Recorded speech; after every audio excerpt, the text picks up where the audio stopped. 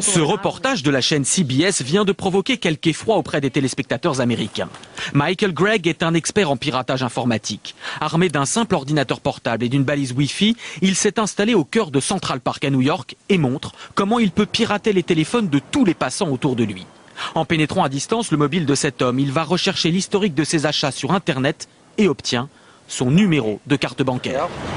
Puis il piège la journaliste qui l'interroge. Piratant son répertoire téléphonique, il l'appelle en se faisant passer pour son patron. Sur le portable de la victime, c'est bien le nom de son rédacteur en chef qui s'affiche. Cela peut être utilisé pour se faire passer pour votre banque. Vous avez confiance, je vous appelle du numéro de votre banquier et ensuite je vous demande des informations très personnelles, comme des codes par exemple. Le spécialiste décide enfin d'aller écouter les messages de la boîte vocale de cette passante prise au hasard. La jeune femme est abasourdie.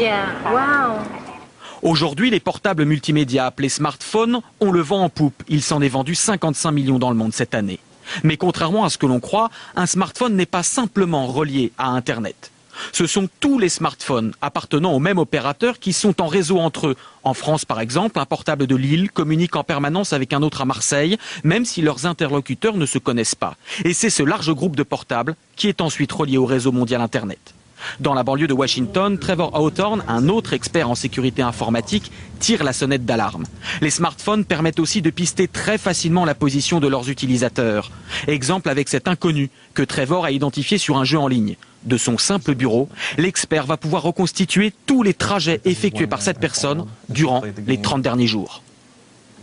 Le portable est l'instrument le plus personnel de chacun d'entre nous. Les gens l'ont tout le temps avec eux et on peut vous suivre à la trace. Les gens s'inquiètent de ce que le gouvernement pourrait faire pour pister les citoyens. Moi je dis qu'ils devraient s'inquiéter de ce que les compagnies commerciales peuvent faire avec ces informations.